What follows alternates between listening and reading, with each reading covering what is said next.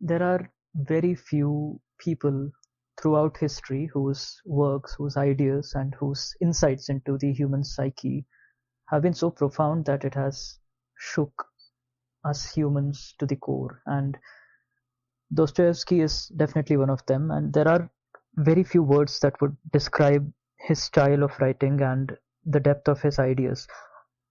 A few words, for example, would be prophetic, emotionally astute, very sharp. How can someone be so honest and self-aware is beyond me. And Dostoevsky must have lived that life of anger, resentment, and bitterness, almost cynical outlook on life, that he wasn't able to function properly in society because he saw himself in the underground man, as do many of us. Some sections of the text are very hard hitting because you relate to how the underground man feels and acts, and there is secondhand embarrassment in the way he deals with the people around him. If you imagine the dinner conversations and how he paces back and forth when his friends are partying, wanting their validation, or how he handles his conversations with his butler or house help. I forgot his name, but oh my god, a man who truly, bitterly is full of resentment and recognizes it. Only he would be able to act in such a manner, and to get to that point, you must have faced some hardship, some trauma, some deep psychological hardship which forces you to look inward and to ask, why am I like this? Why am I acting this way? And then you come up with conclusions that are, again, like I mentioned, prophetic. How relevant is it to the current society where people are, again, using social media and their screens as a means of escape to avoid the hard questions that are in their face? But all you want is one more movie or a reel to get away from answering that question. But to be bold enough to face that question, answer that question in complete honesty, with full self-awareness of what you're saying and how it will be perceived, it's incredible. I'm still dumbfounded by the depth of thought and the clarity with which he presents his arguments. It's hard to refute, for sure, and like he argues, starting from the preface, that given the conditions of our society, there must be at least one man who is like this, who is a recluse, who is bitter, who is sick, who is angry. And he again argues that his way of life is the correct or proper way of living, and the other people who are living these quote unquote artificial lives are just putting up a happy charade with perceived notions of superiority when he himself is the cleverest and most intelligent of them. There must be at least one man who thinks that. And who is to say that he is wrong? Someone who is socially aware and someone who is conscious of his emotions, who is honest to himself, will always find it hard to relate to other people, even if he wants their validation and he wants to appear as a superior to all of them, even though in the traditional sense of achievements, he doesn't have money, he doesn't have a quote unquote good career, he's a regular civil servant, lower rungs of society, let's say. But still, he argues that he is more aware of his emotions and his motivations, and he can also see through the feelings and true emotions of other people. So he again puts them down on that basis. Clearly a party pooper, but in his mind he is the superior person, and we are no one to argue against that. And just how relevant it is to our today's world, where, okay, I for myself can say that I am a bit of an overthinker.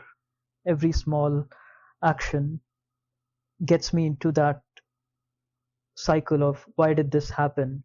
how could I have reacted to this differently, or what would happen if I had done that instead of what I actually did. And again, classic overthinking, but it teaches us that when you do that, you only further your paralysis. Life isn't, or at least shouldn't be as deep, otherwise, you wouldn't be able to take any decisions at all if you overanalyze yourself and your actions. Some ideas are hard to refute, and again, as I mentioned earlier, you can't have these insights if you haven't lived through some hard times. If you have lived life exactly how it was prescribed at birth, and you follow all the beats, as they say in music, of life, then I wouldn't recommend this book to you, because you will not understand where this guy is coming from. But if you are conscious and serious about the psychology of what goes on in a person's head when he acts a certain way, and you dig deep, then I'm sure you will find some aspects of this. For example, the core principle here is that uh, people will try to break this perfect life they are living just to assert their freedom. This is, I remember something that, again, not to quote Jordan Peterson again, but he says that humans are built for war and chaos. If something is too perfect, too rational, then they will actively try to harm themselves in order to show that, see, I could also do this, and that is how, and hence I prove that I am free. And again, this is the argument for free will as well, that I have a glass in front of me and I can push it off the table and say that the glass breaks. There is no rational reason I do that, but just to assert that I am free to do that. And that freedom is paramount to a person, irrespective of how that is perceived. People don't want to live perfectly rational or algorithmic lives. This is the best and this is how this should be done, so that is how I will do it, is not what people want. It's the core tenet of this book. And very relatable again. A lot of arguments can be made here about midlife crisis, and again, people who are generally lost in life even after achieving everything. Because once you see the other side and realize that in the end it doesn't even matter, again, sorry to quote Linkin Park, but when you do that, you break away from how you should live, that is dictated by society, and you are free in the truest sense of the word. And that is maybe a place from where truth can emerge, finally. And again, we should be careful not to celebrate this kind of life, because suffering becomes its own lifestyle. You go into self-pity and self-loathing, and it's a cycle that is very difficult to be in and difficult to get out of. So just be aware of its presence, but watch a movie once in a while is what I'm saying. Okay, I see I've gone on for more than 10 minutes by myself. Let's see what my notes have. It's a very difficult book to read, but it's also short. So if you want a taste of this despair, and if you're okay with reading angry tirades full of resentment, then you will enjoy this one. It is obviously a necessary and important read for anyone who is seriously interested in this subject. Okay, let's see. He begins, so the book is divided into two parts. Part one is theoretical, where he explains his way of thinking, and part two is quote unquote the plot, where things happen that justify his actions based on his psyche that we get to know in part one. And it's just three quick scenes, one of a dinner, then one which is a long conversation with Lisa, and then one where Lisa comes to his house. So again, we'll get to part two later, but about the theoretical part, what does he say? What are the key points that we can take away? Let's say. So we have futility of man of action. He says that you see people around you, they act in many different ways. He rejects all of that. He says that When a person acts a certain way, it is only because he is conditioned by society to act that way, and there is no reason to do that. He might get happiness out of it, and that's why he's doing it. But the act of doing it alone opens him up to despair, to disappointment, to even gratitude if it goes well. But if you are self aware, if you know what you're doing, then you wouldn't do any of it. And self awareness becomes a curse in the sense that it doesn't allow you to take any action because it is all petty in the end. He is too aware of the things that are happening around him. And that's where points 2 and 3 come, where we have being too clever or too intelligent being a hindrance to you taking any action. As I say in 7, that in absence of any higher virtues to attach yourself to, you are left with resentment. Again, it is well known how many of the concepts of justice, money, etc. are all man-made. It's all in your head. So when you realize that, when you're conscious of that, then you are only left with resentment. An example he comes up with to demonstrate this point early on in the book is when he comes face to face with an officer or someone of a higher stature in the traditional sense of the word on the street. So let's say you're walking, there's someone else walking towards you on the same path, let's say. Who gives way to whom was the dilemma he was in.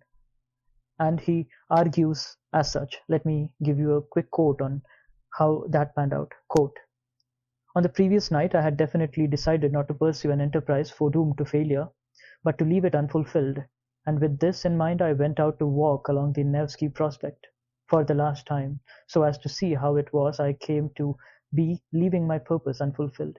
Suddenly, 3 paces away from my adversary, I unexpectedly made up my mind, scowled fiercely, and our shoulders came squarely into collision.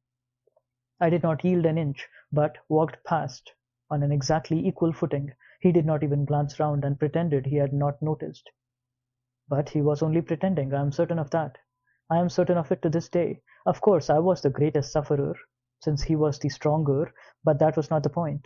The point was that I had attained my object, held up my dignity, not yielded an inch, and publicly placed myself on an equal social footing with him.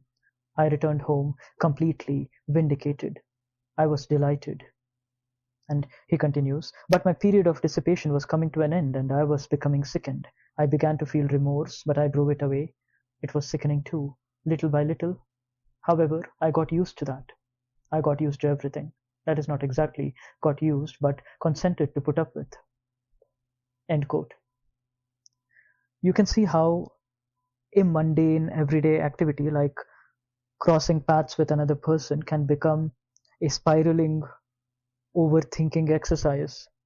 I don't know how many people do it, but I do it myself to some extent, but not to this guy. This guy is the sentiment taken to its extreme, as an example, of course, but still, it is insane to think that there are some people who might still do this.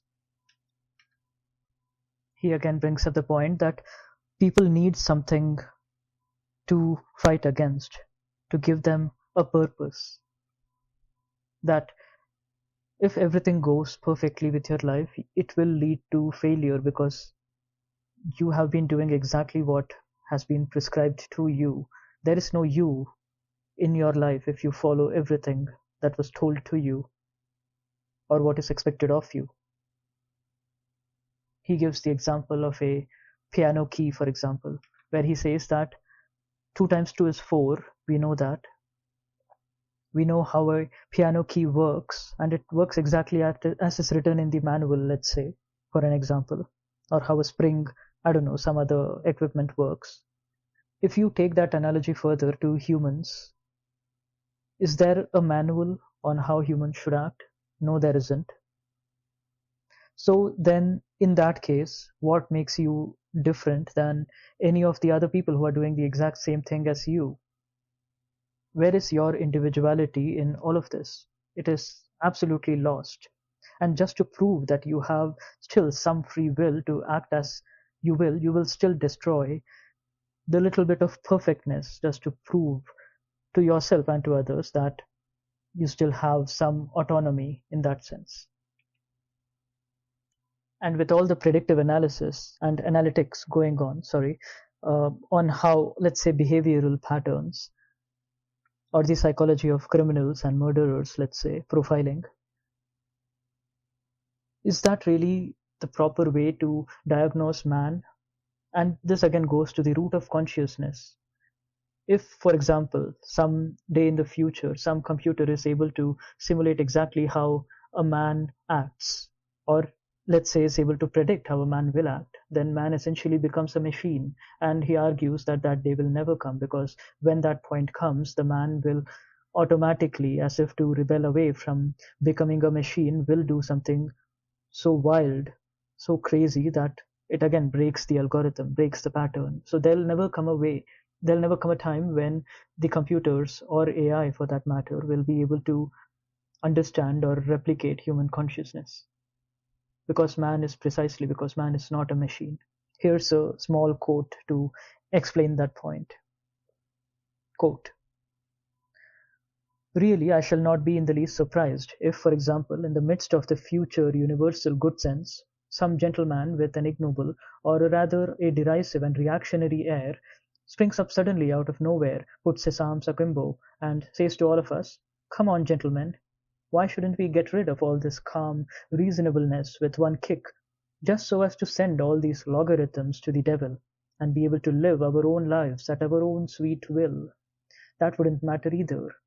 But what is really mortifying is that he would certainly find followers. That's the way men are made. And all this for the most frivolous of reasons, hardly worth mentioning, one would think, namely that a man, whoever he is, always and everywhere likes to act as he chooses, and not at all according to the dictates of reason and self-interest.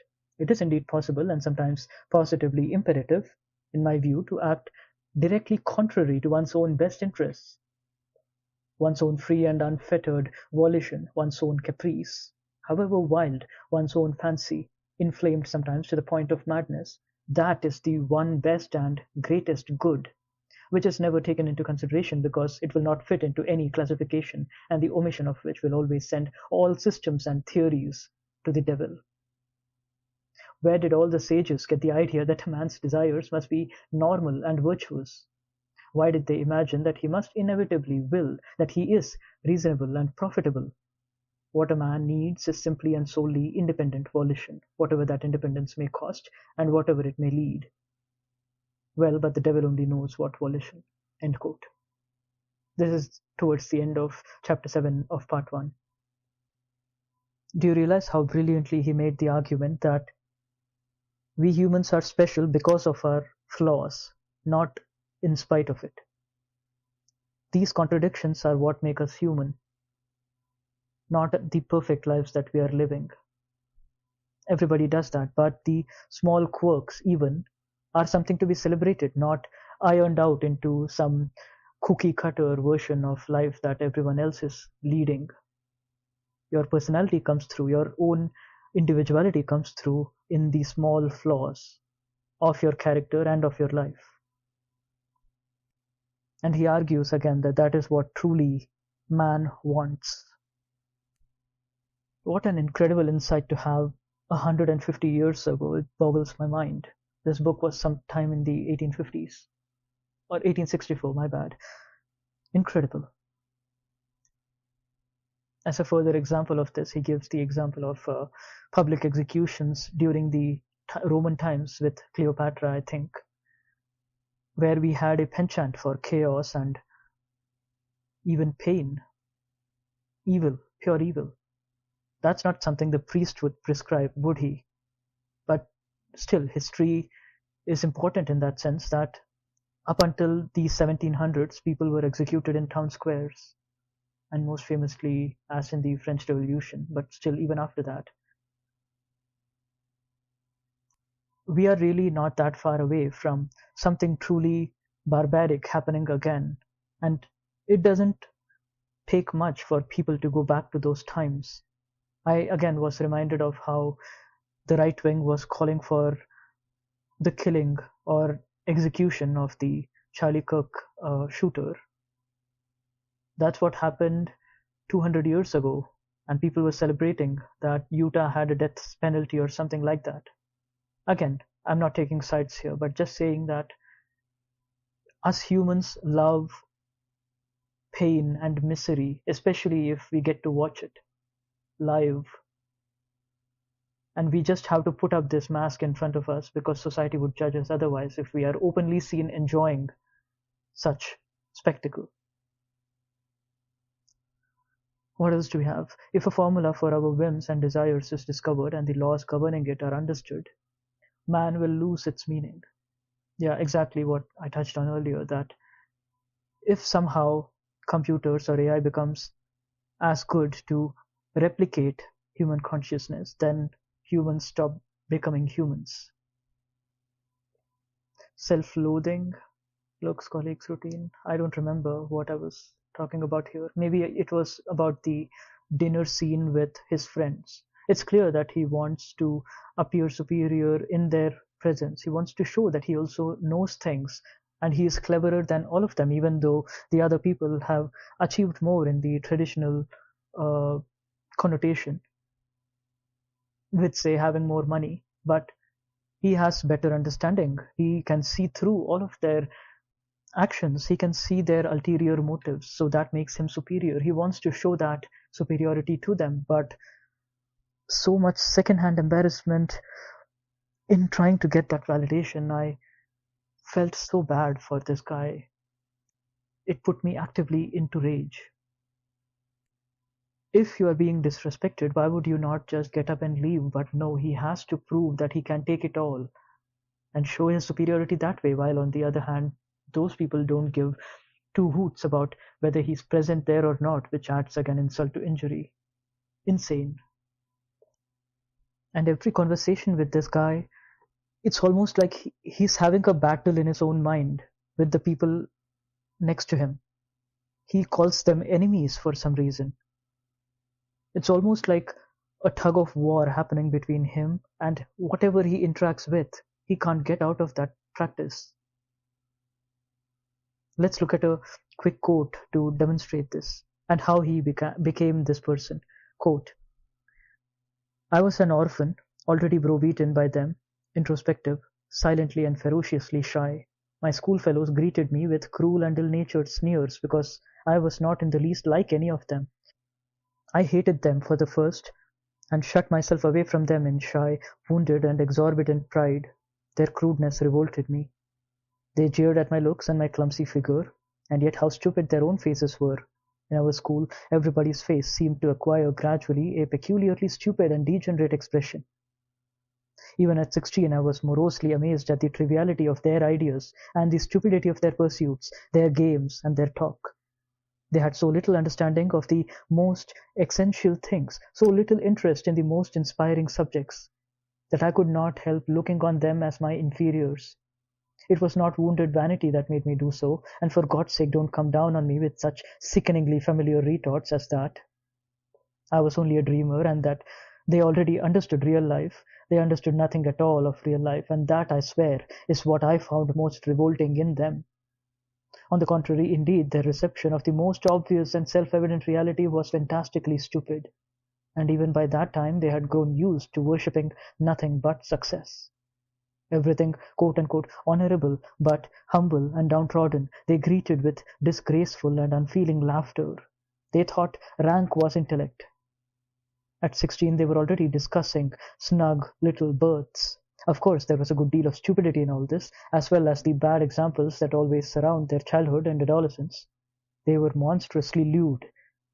Even in this, of course, there was mostly outward show and obviously artificial cynicism. Youth and a certain freshness gleamed even through the vice, but even their freshness was unattractive, taking the form of a sort of childish naughtiness. I abominated them, although I was perhaps worse than they were. End quote. And I really connected to this part of it where he says that his peers did not know real life at all. Even the most basic concepts were alien to them. And because he can see through all of this, because he is conscious of his existence and the reality surrounding him and the issues surrounding him, he knows about it. he feels superior to them, which is how I feel also, and I don't know what to do about it. I also feel alone because I don't relate to these other people who are again busy chasing their own definitions of success, which can be obviously a good career, let's say, or more money or more status, but they don't know the simplest of things in life. I keep going back to this one quote even within this, where he says, even at 16, I was morosely amazed at the triviality of their ideas and the stupidity of their pursuits. They don't realize what they're doing, their games and their talk. They had so little understanding of the most essential things, so little interest in the most inspiring subjects, that I could not help looking on them as my inferiors. End quote. And inspiring subjects such as nature, music, health. I know these things, but do I see people around me talking of this? No, I don't. Okay, what's next?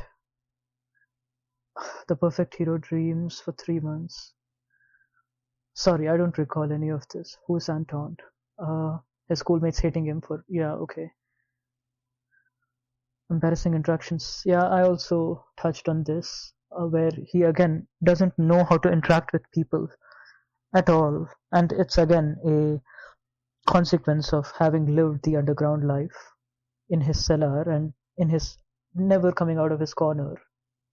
And we all have this hope that when Lisa comes back to him after that giant lecture that he gives her on how to live life, which is again insulting to say the least, but Lisa still comes hoping for something.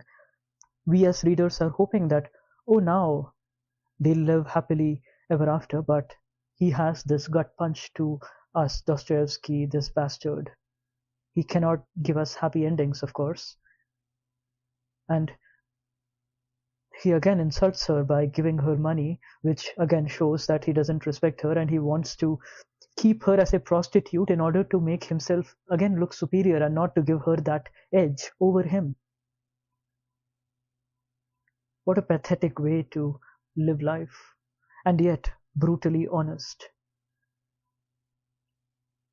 Insane. Insane. It's too painful. But be that as it may, we have to take some lessons out of this, as I've mentioned earlier, where we cannot go into the spiral of overthinking because it only leads to paralysis. 1. 2. Loneliness and alienation are the biggest challenges of our times. When someone finds a cure for that, it'll all be over. 3. We still need validation from people around us. We still need connection with friends, family.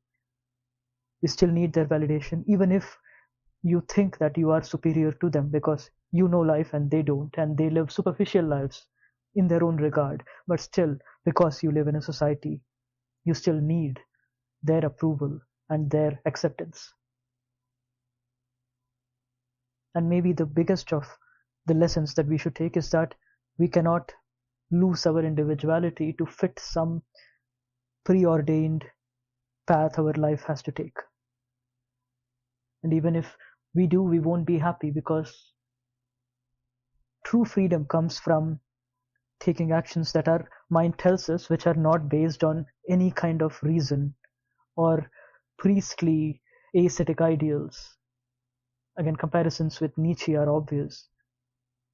When he talks about resentiment in man who hates himself and how he directs anger on himself because of his inability to deal with the issues that are affecting him, what is underground man if not the flesh or physical embodiment of that Nietzschean man? And above all, if I had to cap it all off with one single point, 5, is to be honest to yourself about your feelings, express them in the best ways you can, and be okay with the consequences. If you can do that, you will be satisfied, if not happy, I feel. And that should do it for my review of this book. It's very heavy, difficult to get through, but if you like the mental gymnastics, then this one is for you for sure. Thank you for listening.